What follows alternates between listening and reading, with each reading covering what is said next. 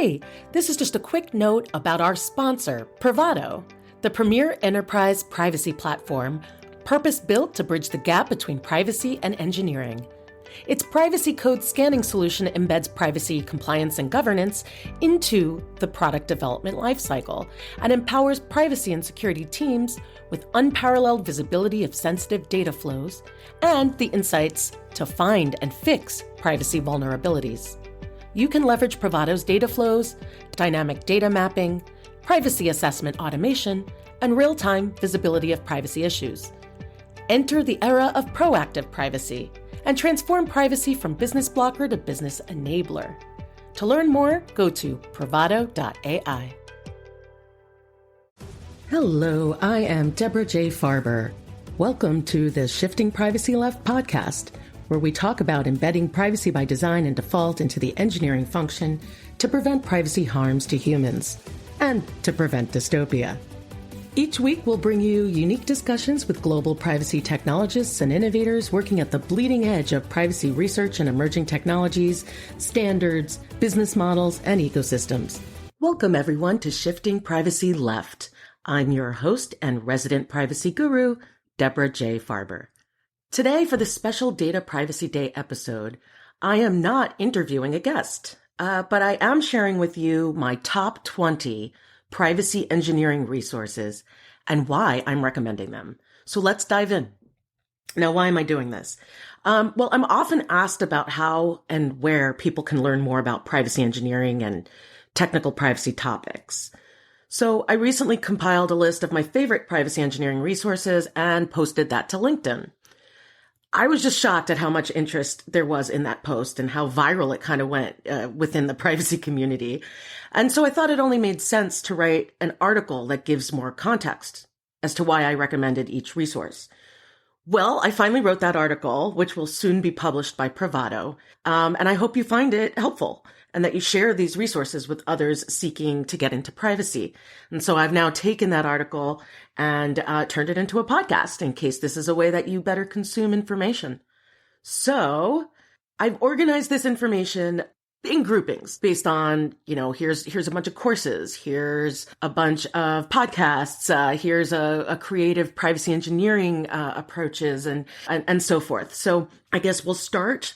It's not in an order of like my favorite ranked, but we'll start with Privado's Technical Privacy Masterclass. Actually, we're starting with courses, and the first one in courses is Technical Privacy Masterclass.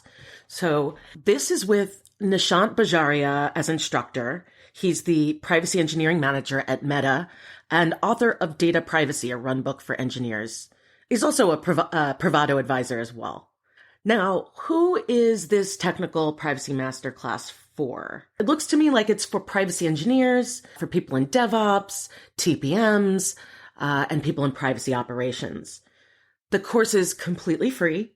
It takes about 2.5 to 3 hours to complete. And there is a certificate of completion. So you could get a certificate awarded if the student completes the course and the quiz questions. However, upon completion of the course, you will receive a certified credential that you can add to your LinkedIn profile. Now, let me tell you a little bit about why I recommended this. Nishant does an excellent job of just distilling down his wisdom that he's gained from his many years in privacy engineering. And this is a really engaging and strategic course. So first, he makes the case for how privacy and security can enable engineering and reduce costs by building a proactive privacy program. Second, Nishant details effective approaches for tackling common privacy engineering problems, and he gives really illustrative use cases. So, for example, around data inventory and classification, technical privacy reviews, and privacy code scanning. And then he lays out ways to successfully build privacy tools and infrastructure. So this would be around like DSAR and rights management, consent management, and maybe even building a privacy center. And then lastly, Nishant demonstrates how to scale and mature a technical privacy program. So that would be, what are those KPIs and how do you address governance and, scale the program through maturity? And, some of the modules and topics include I'll talk about the groupings, not the individual modules, but the I'll talk about the modules, but not the individual topics. How about that? So first you've got an introduction to technical privacy.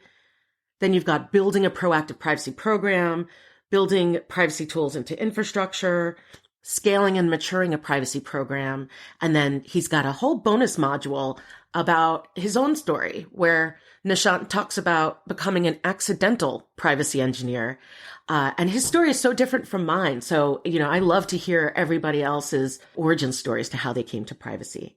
All right. The second privacy resource that I'm going to recommend to you is a course by OpenMined.org. That's OpenMined.org.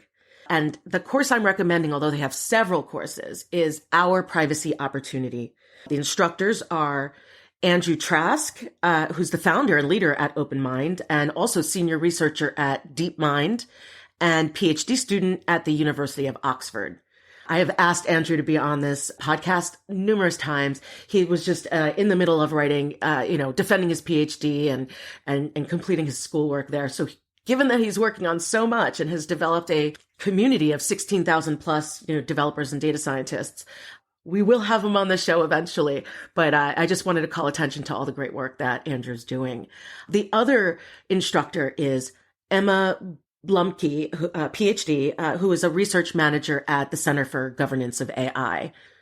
So who's this course for? I think it's for anyone interested in a holistic socio-technical approach to today's privacy problems and the key privacy enhancing technologies that data scientists can leverage for sharing and using data in a privacy preserving way, basically opening up the value of the data that you have, but still preserving privacy. Now, I mentioned this course is completely free, and it takes about 8 hours for the online modules and any additional time if you are submitting for certification.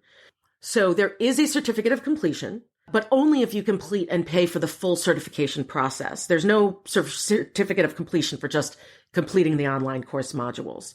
And that certification is available for free if you complete the course in addition to, review and acceptance of a submitted sample privacy product specification that, based on learning about privacy enhancing technologies and the various approaches to data science today, you would submit a sample privacy product specification. Why am I recommending this course, Our Privacy Opportunity? I've been in privacy for a long time, right? 18 years. And I took this course about a year ago. I was blown away by how well the instructors lay the case for a socio-technical perspective for privacy before they even get into the technical weeds. Right? This course does an outstanding job of detailing how privacy infrastructure is changing how societies manage information and information flows, and how baking privacy into infrastructure during this current period of technological advancement presents us with the opportunity and disruption within nearly every corner of society. So you'll also come away better understanding the benefits of privacy enhancing technologies, which they describe in a way that is more impactful to society than your typical privacy compliance training. I think Andrew and Emma are incredible, and they're engaging instructors who share how and when each type of PET can be used. They dive into what they call structured transparency. They dive into input and output privacy and input and output verification. And they also dive into information flow governance. Some of their modules, just to give you a sense of what I'm talking about, their modules include the following. Society runs on information flows within communities, information flows within markets and their incentives, the limitations of information flows, introducing structured transparency, input privacy, input verification, output verification, and flow governance. The impact of structured transparency, and create a product specification, which again is optional, and that's for full certification, which I did not do, but I encourage others to do. There's also a community of, like I said, 16,000 data scientists really in the weeds working on implementing privacy enhancing technologies, using PyTorch, using all of the, that's as deep as I could go talking about the tools of the trade. But there are other courses as well. I just have not taken them around federated learning, around data science, privacy generally, because they're a little more lab focused and a little too technical for me. But I encourage you to look at openmind.org. Definitely take our privacy opportunity and then take a look at the other courses. I mean, there's one course I think it takes like 60 hours to complete. Again, it's also free. So there's so much there that you can learn, and there's a community for you to plug into. All right. Number 3 under courses. It would be Data Protocols, Privacy Engineering course, their modules and certification. So who's it for? It's for privacy engineers, those in DevOps, TPMs, and those in privacy operations. So this is an interesting model too. So Data Protocols, Privacy Engineering course is free to complete, all of the course modules. But if you wanted an official certification, it's $495 you pay for a final assessment. And I guess that's to pay for the reviewer and the process fee and all that. So if you wanted to attain an official certification of their privacy engineering course, which I do believe they offer to the big tech developers. And so that's becoming a little bit of a standardized course in the Metas, the Netflix, that space, right? The big tech companies. It takes about 5 to 6 hours to complete. And there's no certificate of completion, as I mentioned, for just completing the online course.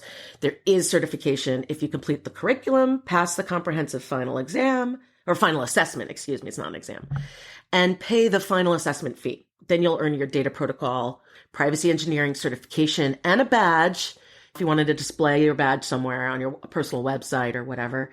And you will receive a certified credential that you can add to your LinkedIn profile to prove that you completed it. Stay with us. We'll be right back. Hello, loyal listeners. The Shifting Privacy Left podcast is seeking sponsors who want to help educate our growing community of privacy engineers. Position your brand in front of privacy engineers, architects, developers, researchers, and privacy tech buyers. Insert a 30 to 60 second ad like this one into every published episode of the podcast. This is dynamic content after all. Feature your new product, an upcoming conference, a sponsored special deal, endless opportunities. Email sponsorship@shiftingprivacyleft.com for more information on our sponsorship package. Okay, let's get back to our engaging privacy conversation.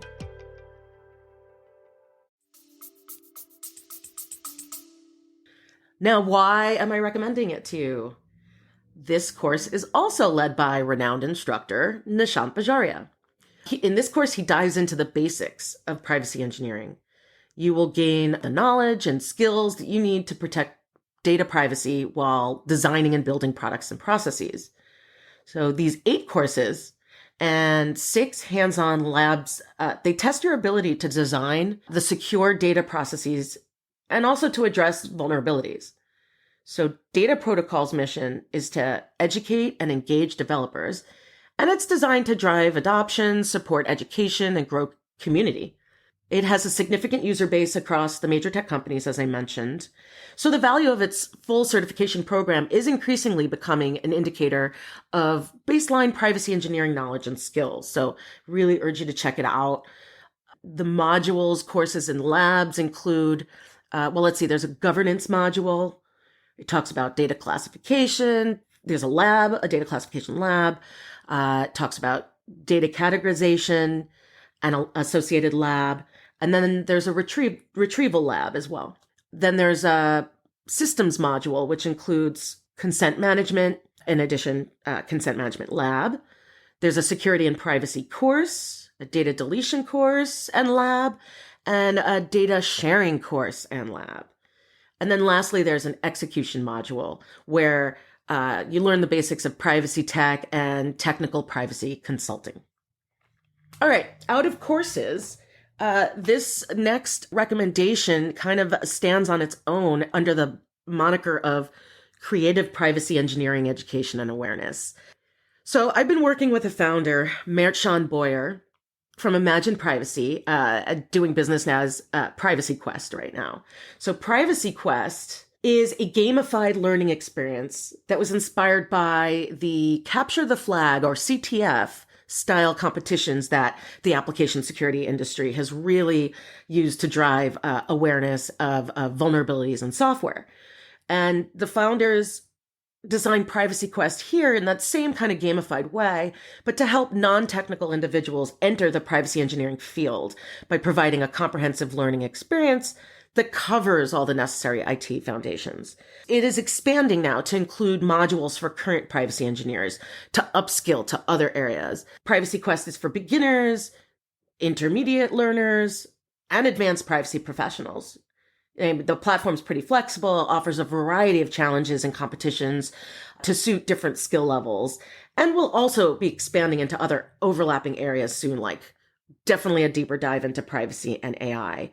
For privacy awareness, for Data Privacy Day events, Nishant has expanded, he's created this Data Privacy Day village and has an entire storyline of the battle for AI. And there's two different factions, and you pick a faction. This is going on right now until February 18th. It's like a month-long group of activities and events that even I've been participating in, a quiz night, different fireside chats. I mean, there's a lot going on. So I, definitely urge you to check out Privacy Quest for Data Privacy Day events and competitions.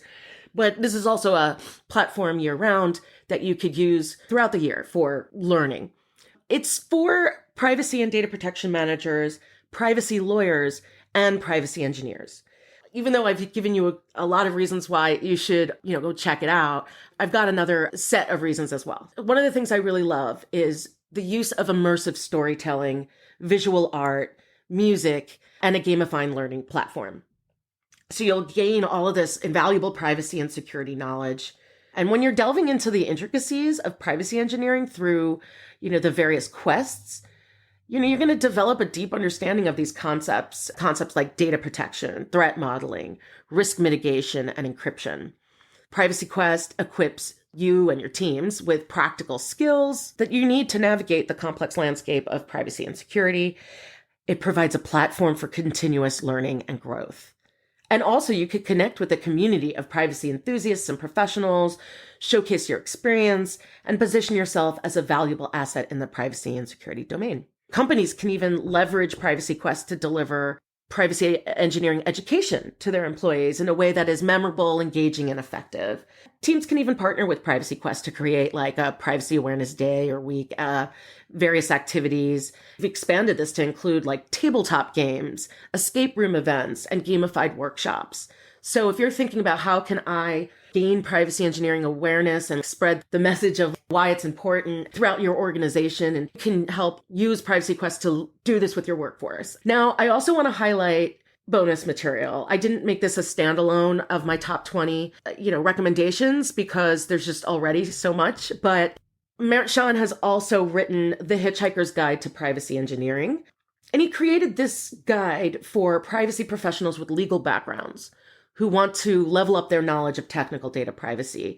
And with the Hitchhiker's Guide, you can grasp the technical mechanisms that keep privacy intact and then speak with credibility when you're working with technical teams, right? This was a creative passion project from Nishant, and he really does combine his love for science fiction and data privacy here, and it offers up a really fun, engaging, and immersive privacy learning experience for attorneys to improve their technical skills. It's also designed to provide a pretty solid foundation in privacy engineering principles and practices. And it enables privacy lawyers to better understand and address the complex privacy issues facing digital society and thus their organization. All right, now let's turn to books. Data Privacy, a run book for engineers. I've talked about that so much on this show, but I'm going to give a brief rundown again. The author, again, is Nishant Bhajaria, and his book is basically for system designers, architects, and engineers that work with data, especially in highly distributed architectures. However, anyone should read this book. From management to media to regulators to attorneys, it really gives you baseline knowledge that enables you to offer commentary and analysis that is rooted in context and experience. This is the first book in the era of cloud computing and identity graphs, to help engineers implement complex privacy goals like data governance, technical privacy reviews, data deletion, consent management, and so on. It teaches you how to navigate the trade-offs between strict data security and real-world business needs. So in this practical book, you'll learn how to design and implement privacy programs that are easy to scale and automate. This includes workable solutions and smart repurposing of existing security tools that help set and achieve your privacy goals. So chapters here would include privacy engineering, why it's needed, how to scale it, understanding data and privacy, data classification, data inventory, data sharing, the technical privacy review, data deletion, exporting user data via DSARs, building a consent management platform, and closing security vulnerabilities. Then also scaling, hiring, and considering regulations. The second book, so the sixth resource that I in my top 20 here, is Privacy Engineering, a Data Flow and Ontological Approach by Ian Oliver. And he wrote this book for software developers, software architects, system designers, and TPMs. So I'm recommending this book because it presents an approach that's based upon data flow modeling, coupled with standardized terminological frameworks, classifications, and ontologies to properly annotate and describe the flow of information into, out of, and across these systems.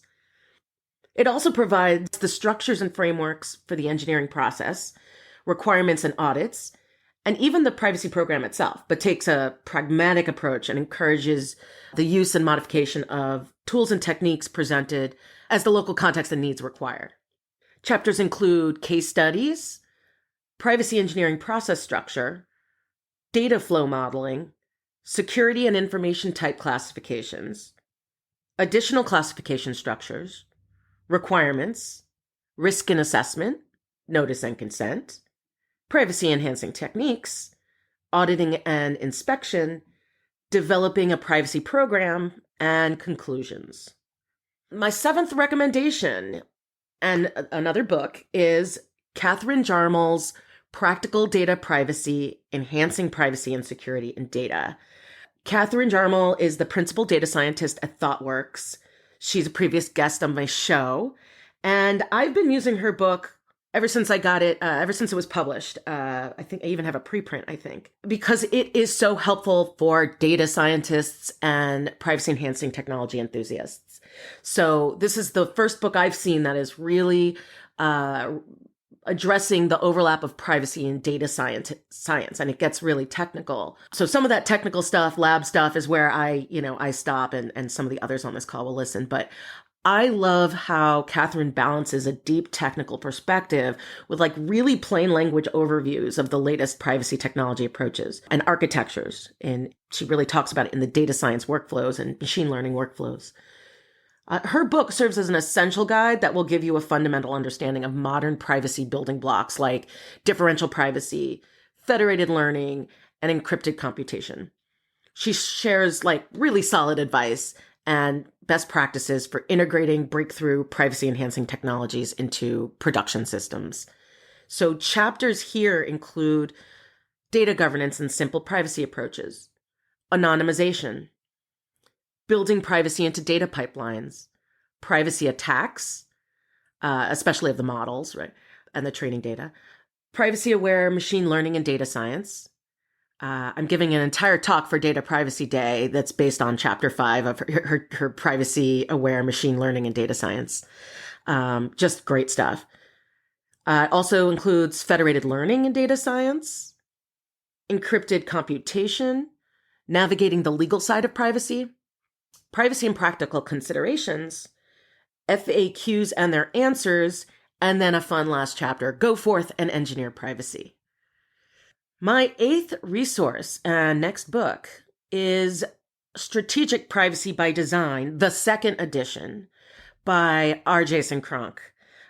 He's the owner of Forright Web Services, also Enter Privacy Consulting Group. He's also on the board and helped bring to life the IOPD, the Institute of Operational Privacy by Design. And he wrote this book for operational privacy managers and privacy engineers. In fact, this is one of the official textbooks published by the IAPP for studying for their Certified Information Privacy Technologist certification, the CIPT. I really love how this book focuses on how to build and implement better processes, products, and services that consider individuals' privacy interests as a design requirement. It is about how to build things that people can trust. Jason has over 100 additional pages in his second edition of Strategic Privacy by Design, so I really urge you to get a copy of the newer book. He really refines his thinking, over time of having deployed his framework to many organizations. He was able to then provide dozens of illustrative examples, a new chapter on threat modeling for privacy, and then he's added a glossary and, model answers to the numerous exercises that he's listed throughout the book. Chapters in his book include intro, what is privacy by design, building blocks. So really this talks about like the different actors and their roles, what are potential privacy harms and moral consequences. There's also physical, mental, and other tangible consequences that we don't normally think about if we're just thinking about data privacy. So he adds those in as well. Talks about controls, and then has this ongoing example and exercise around creating a application for reporting potholes. So he'll call that the pothole application example. Then this next chapter is around modeling. So threats, interactions and relationships, risk analysis, mitigating risks, and then again, using the pothole application example and exercises to demonstrate what he means by modeling. Next chapter is on designing for privacy, design methodology, pothole application example and exercises. And then there's a glossary, and this includes categories of personal information, risk terminology, hierarchy of controls, and then Dan Solov's taxonomy of privacy harms. And then he's got some appendices he's added this year, this second edition, around privacy engineering, privacy enhancing technologies, and privacy at scale. He's got one on quantifying risks, another on the model answers to his exercises, and he kind of does a crosswalk and maps to the CIPT body of knowledge, which, again, this book is one of the official textbooks for the CIPT. I would be remiss if I didn't also include, as my ninth resource and next book, The Privacy Engineer's Manifesto, Getting from Policy to Code to QA to Value. This book is by one of my heroes, Michelle Finneran-Dedany, CEO of Privacy Code, as well as Jonathan Fox, Director of Strategy and Planning at the Office of the CPO at Cisco, as well as Thomas R. Finneran, that's Michelle Dunnedy's father, who has recently passed, but an amazing engineer. So this book is for privacy managers, privacy engineers, and their managers, CPOs, DPOs, and IT management. This seminal work in privacy engineering really provides a systematic engineering approach to develop privacy policies that are based on enterprise goals and appropriate government regulations. Privacy procedures, standards, guidelines, best practices, privacy rules, and privacy mechanisms can then be designed and implemented according to a systems engineering set of methodologies, models, and patterns that are well known and well regarded, but are also presented in a creative way. I have it on good knowledge that there's a second edition of this book in the works, so you might want to wait before running out and getting a copy. This is the book that pretty much inspired me to focus on this idea of privacy engineering. It's been out about, close to 10 years now, and it really got me thinking about how do we close the gap between legal and engineering, and it was really important to me on my own privacy journey. So I urge you to check it out as well. Here, chapters include, part 1 is getting your head around privacy. Part 2 is the privacy engineering process. Part 3 is organizing for the privacy information age. And part 4 is where do we go from here, kind of presenting a vision of the future and how to prepare technologically for it. All right, we're almost at the halfway mark. At number 10, we're starting with the privacy engineering focused conferences that are my favorite. So number 10, Privacy Engineering Practice and Respect Conference, otherwise known as PEPR. And this is put on by the nonprofit engineering org Usenix.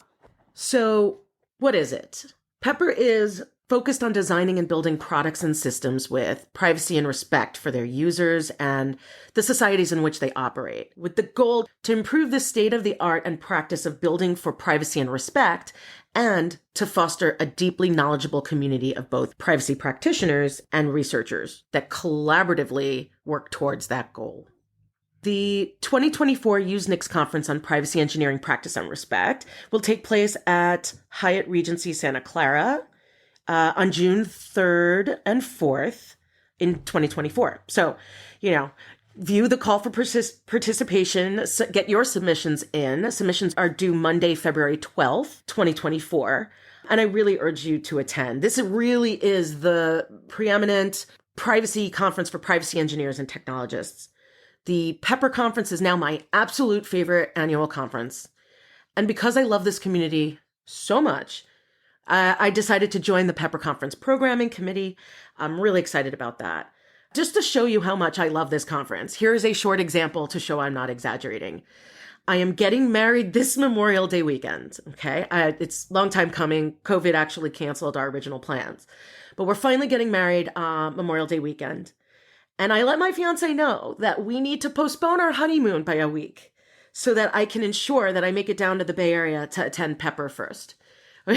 So I'm not exaggerating when I say how much I enjoy this event, that I am, one of the most important days of people's lives, right? I'm making room for Pepper. And then Usenix also makes for the perfect conference venue, as it's a nonprofit engineering organization that's committed to education. And the founders of the conference are really two stalwarts in the field, Professor Lori Craner and Leah Kistner. Pepper features a 2-day lineup of talks and panels from leaders across privacy engineering. It's basically a show and tell of privacy engineering practitioners, where we can gain insights from the lessons learned of others and network with this real small but growing community. So last year, there were about 150 to 200 privacy engineers in attendance. And, most of the feedback from others was how much we all felt invigorated by our discussions with one another and how it felt like a love bubble of sorts. If you'd seen our posts on LinkedIn, it was just everyone just professing our love for this conference because of how it made us feel. It might get a little too large in the future. I do anticipate in the future there'll be thousands of people and maybe it'll feel overwhelming. But for now, you'd be plugging into a really warm, welcoming, nurturing community. And it's just wonderful. So if you're a privacy engineer, this is the one conference that I would be sure not to miss. All right, next up, number 11 top privacy engineering resource is the International Workshop on Privacy Engineering, or the IWPE. The organization that hosts this is the IEEE, and the workshop takes place annually during the IEEE European Symposium on Security and Privacy. This is a forum for concrete proposals for models, methods, techniques, and tools that support data protection engineers. And organizations in this endeavor are few and in need of immediate attention. So to cover this gap, the topics at the conference focus on all the aspects of privacy engineering, ranging from its theoretical foundations, engineering approaches, and support infrastructures to its practical application projects of different scale. So this is a broader perspective than the Usenix Pepper Conference, which favors practical approaches over discussions of theoretical foundations. The 2024 conference will take place on July 8th in Vienna, Austria. There's a call for submissions, so submit your lightning talk, proposal, or panel discussion by April 15th. This conference is for privacy engineers, and while I have not personally attended this conference, I know many who have and had a great time speaking at and attending this event. While it's pretty heavy on participants from academia, organizers have opened up an industry talk track to invite practitioners to share their experience, lessons learned, or challenges faced with a wider audience. So I invite you to help make this conference great. Okay, so next up, we've got a nonprofit organization that I'm recommending that you follow and engage. So this is my number 12 on my top 20 list. the Institute of Operational Privacy Design, or IOPD. The mission of the IOPD is to define and drive the adoption of privacy design standards to provide accountability and public recognition for good privacy practices. It's for operational privacy managers and privacy engineers, and anybody who wants to get more involved in understanding how to design privacy into your products and services. So until now, implementing privacy by design in default has been kind of squishy, hard to define, kind of difficult to implement. And the IOPD has changed this paradigm by developing the industry's first standard for a repeatable and comprehensive process by which a company can reduce its privacy risks. And they call this the IOPD Process Design Standard. So the Process Design Standard, by adopting it, organizations will be able to reduce the complexity of the overall design process and create significant efficiencies that reduce cost while increasing consumer trust. This standard covers the design process by which an organization designs its products, services, or even other business processes. The goal of this standard is to ensure privacy is a forethought in the design. Now, the second standard, which we'll be working on this year, yes, I am participating in IOPD. I'm on a subcommittee on risk controls. We're working on an assurance standard, which will cover the end result, the product, the service, or the business, ensuring that it does, in fact, reduce privacy risks to an acceptable level. So in theory, any product, service, or business process designed and developed using the design standard should result in meeting the subsequent standard, though the latter will have more rigorous risk tolerances included. Organizations that meet the requirements of the Privacy by Design Assurance Standard are able to display then a IOPD privacy seal for their product, their service, or business process. And then for members of the IOPD, the organization hosts monthly discussions with movers and shakers in the privacy engineering space, and it's called Privacy Engineering and Technology Education Discussion, or for short, PETED, P-E-T-E-D. Okay, on to podcasts. For number 13, I would be remiss to not include the Shifting Privacy Left podcast with me as host and sponsored by Privado. What is it? Well, you kind of know that Shifting Privacy Left features lively discussions on the need for organizations to embed privacy by design into the UX, UI, architecture, engineering, DevOps, and the overall product development processes before code or products are ever shipped. Each week, we publish a new episode that features interviews with privacy engineers, technologists, researchers, ethicists, innovators, market makers, and industry thought leaders. We dive deeply into this subject and unpack the existing elements of emerging technologies and tech stacks that are driving privacy innovation, strategies and tactics that win trust, privacy pitfalls to avoid, and privacy tech issues ripped from the headlines, and then some other juicy topics of interest. I've crafted this show for privacy engineers. That is the community that I am thinking about when I put these shows together, and other technologists, of course. Anyone can listen to it, but expect that there'll be technical content. The reason I'm recommending my own podcast is I really enjoy producing and hosting Shifting Privacy Left. And I think my passion for privacy engineering and privacy tech and building community comes through my desire to inspire others. We go deeper into technical privacy topics across guests with various backgrounds and interests, sometimes diving into implementation and tech stacks, while making sure to also look at problems holistically. Recently, I'm really, proud that the show has won the Privacy Podcast People Choices Awards. We won in 3 categories: second place for Best Privacy Podcast, first place for Best Newcomer, and second place for Best Interviewer. From the feedback that I've received, people really seem to like my authenticity, practical perspectives, and provocative questions that nudge the audience to think differently and creatively. Next up on podcasts is the AI Fundamentalists.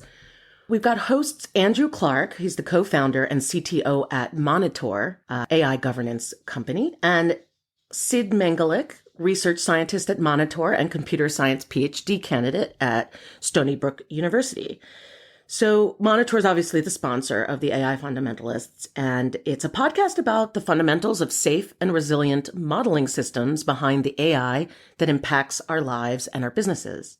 It's really for data scientists, AI system designers, and privacy engineers. Again, I like this podcast because it talks about the technical and about different approaches, why they work, where there might be problems with some of the approaches. So when I was seeking bite-sized podcasts for learning more about AI myself, I came across this podcast pretty much in its infancy. I think it was like the third or fourth episode ever. And after listening to just one episode on some of the drawbacks to using synthetic data and AI and some of the few use cases that it's really good and some of the use cases that actually aren't so great, I was really hooked. Andrew and Sid are expert data scientists. They're also pretty riveting and compelling in their discussions.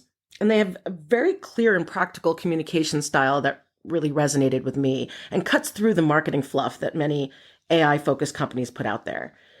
So while their podcast is squarely one about AI, I felt that I needed to include a nod to their content here, as they often discuss the overlapping issues of privacy and AI on their show, and their podcast has truly rounded out my understanding of that intersection.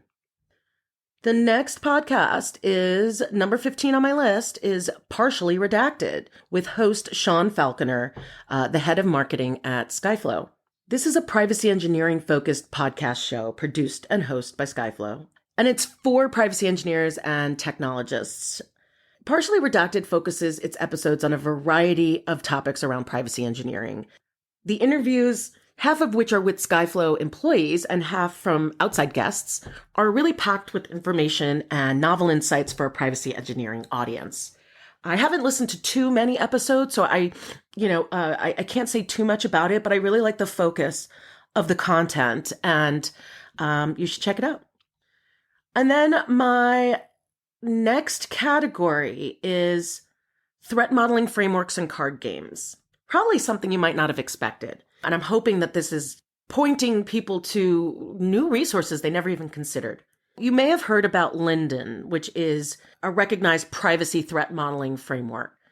There's also a card game that goes with it, Linden Go, which I'll talk about in a moment. Linden is a recognized privacy threat modeling framework developed by privacy experts at KU Leuven. It offers mature support to identify and mitigate privacy threats early in the development lifecycle. And when you adopt Linden, you can therefore help build privacy into the system's core. It's intended for privacy engineers, security analysts, and operational privacy managers. And the reason I'm recommending it is, well, privacy is increasingly important yet often misunderstood. I really like how Linden categorizes by privacy threat type, like linking, identifying, non-repudiation, detecting, data disclosure, unawareness, and non-compliance. Those are the different privacy threat types.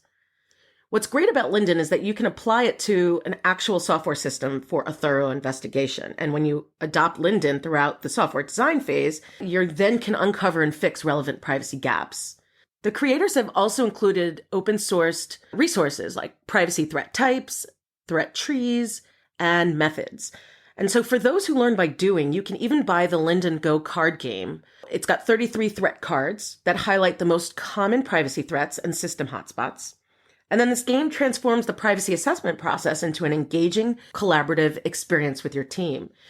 It's designed for structured brainstorming with a diverse team, and Linden Go requires only the card deck and a system sketch to kickstart your journey. Now, number 17 is kind of a little bit of an extension of Linden, but applied to AI. So that's the Privacy Library of Threats for Artificial Intelligence, shortened as PLOT, the number 4, AI. So it's the Plot 4 AI framework. And it also includes a Plot 4 AI card game. So the creator of Plot 4 AI is Isabel Barbera. She's the founder at Right, a consulting firm in the AI privacy space. And Plot 4 AI is a library that contains 86 threats related to AI and machine learning. These threats have been classified into 8 categories. And there's also a Plot 4 AI game to help AI teams with threat modeling for privacy, and even a free self-assessment tool for your AI project. There's also a paper that she co-authored called Threat Modeling Generative AI Systems that you can refer to, where the authors use Plot4 AI to create an open source library of potential threats for generative AI systems. Plot4 AI is for data scientists, privacy and data protection managers, privacy engineers, security analysts, and AI governance managers. I really like that Isabel created Plot4 AI based off of the Linden threat model framework, though cataloging threats mapped to AI specifically rather than to software systems generally. It's also notable that Plot4 AI is not solely focused on privacy and security by design. It does cover the whole concept of responsibility towards the individuals that we want to protect and humanity as a whole. So I especially appreciate that. And then Plot4 AI helps you to connect with the people that are represented in your data and with the people that one day could be affected by your models. My last few selections here are to call attention to some other resources that can't be categorized very well. And the first one would be the IAPP, the International Association of Privacy Professionals. They've got a privacy engineering section. So you could sign up for news and event information and engagement around the topic of privacy engineering. This is where privacy professionals working in the IT and privacy engineering fields plug into the other areas of the privacy profession. The privacy engineering section does offer a range of programs, events, content, and networking opportunities through which privacy pros working in IT and related fields can connect and advance. It's kind of for privacy engineers and IT privacy managers. And I recommend it because the IAPP has focused most of its services to the privacy community on the needs of CPOs, DPOs, privacy attorneys, consultants, and the GRC functions. But if you're a member of the IAPP, you might find it helpful to join the privacy engineering section for networking, speaking and writing opportunities, etc. However, I do want to note that the IAPP does charge extra for attendance at the privacy engineering section's day-long lineup at its conferences. It's usually a day before the main conference and kind of seen almost as a workshop rather than like a formal conference programming. The costs are then often prohibitive, and the actual attendance by the audience can be pretty anemic, with most of the speakers as the audience members. There's a lot of potential for the IAPP to invest more in bringing technical content to its members, like how it's currently investing in AI and privacy with a separate conference, but it's not clear that they have the political will to do so. So I'll continue to keep recommending the privacy engineering focused conferences. Number 19 is the U.S. government has the NIST Privacy Engineering Program Collaboration Space. Given concerns about how information technologies may affect privacy at an individual and societal levels, NIST's privacy engineering program supports the development of trustworthy information systems by applying measurement science and systems engineering principles to the creation of frameworks, risk models, guidance, tools, and standards that protect privacy and, by extension, civil liberties. NIST's Privacy Engineering Collaboration Space is an online venue open to the public where practitioners can discover, share, discuss, and improve upon open source tools, solutions, and processes that support privacy engineering and risk management. It's definitely for privacy engineers. And the reason for my recommendation is multiple. Tools and use cases are currently focused on dissociability and privacy risk assessment within this collaboration space. Anyone could submit open source tools and use cases to be included in the collaboration space. For example, I was excited to see that literally just yesterday, it's January 26th right now, just yesterday, NIST added Privado Scan to the collaboration space, the privacy engineering collaboration space. And Privado Scan, obviously by Privado, is an open source privacy scanner that allows an engineer to scan their application code and discover how data flows in the application. It detects hundreds of personal data elements being processed and further maps the data flow from the point of collection to sinks, such as external third parties, databases, logs, and internal APIs. It allows privacy engineers to concretely verify and assess if a certain data collection policy set on an application actually matches the implementation right in the code itself. Thus, it embeds privacy assessments into the developer's workflow. Talk about shifting left, right? And then another tool available in the NIST collaboration space is the FAIR, F-A-I-R, all capital letters, FAIR Privacy Quantitative Privacy Risk Framework from Jason Cronk and Enter Privacy. He talks about FAIR a lot in his book, Strategic Privacy by Design. This framework is based on FAIR. FAIR stands for Factors, Analysis, and Information Risk, which is extended into the privacy domain. And this examines personal privacy risks to individuals and quantifies it so you can make decisions better. Last but not least, my 20th resource, drumroll please, is from the EU government. It's the EDPS, Internet Privacy Engineering Network, or IPEN. So the purpose of IPEN is for the European Data Protection Supervisor, the supervisor's org, to bring together developers and data protection experts that have technical backgrounds from different areas in order to launch and support projects that build privacy into everyday tools and develop new tools that can effectively protect and enhance our privacy. It supports engineers working on reusable building blocks, design patterns, and other tools for selected internet use cases where privacy is at stake. It aims to build bridges where privacy and data protection experts from other disciplines, and it also promotes wider understanding of the technologies that enable the protection of personal data. It facilitates exchanges to coordinate work and aims to create a community pursuing common objectives by connecting existing initiatives, groups, and individuals working on privacy engineering.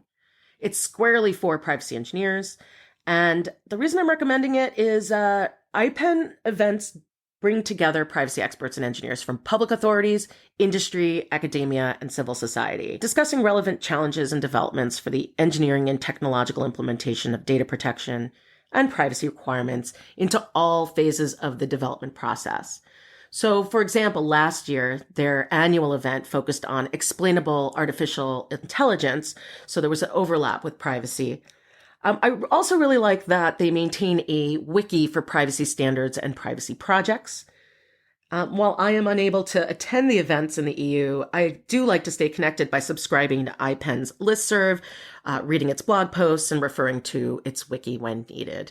So that is it. That is my my top 20 privacy engineering resources. Let me know what you think. What did I miss? DM me, share this episode online, reach out to me. You can email me at debra@shiftingprivacyleft.com. You could find me on LinkedIn. I'd really love to know, do you have a resource to add? Is there anything I'm missing? Do you like the 20 resources that I shared with you? Well, until next Tuesday, everyone, when we'll be back with engaging content and probably a really great guest this time instead of just me. Take care. Thanks for joining us this week on Shifting Privacy Left. Make sure to visit our website, shiftingprivacyleft.com, where you can subscribe to updates so you'll never miss a show. While you're at it, if you found this episode valuable, go ahead and share it with a friend. And if you're an engineer who cares passionately about privacy, check out Privado, the developer-friendly privacy platform and sponsor of this show.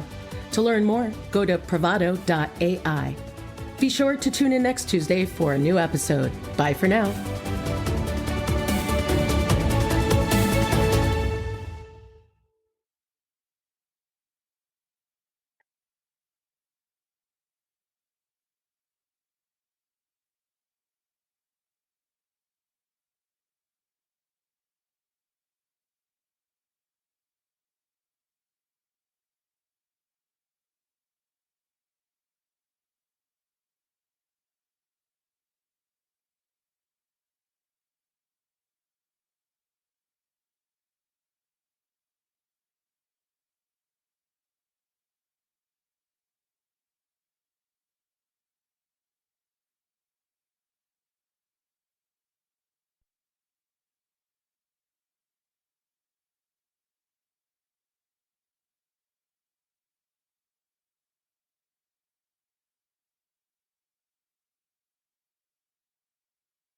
Thanks for joining us this week on Shifting Privacy Left.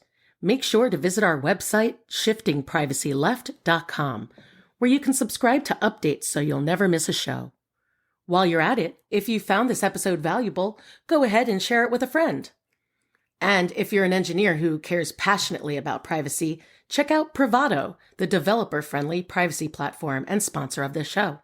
To learn more, go to privado.ai. Be sure to tune in next Tuesday for a new episode. Bye for now.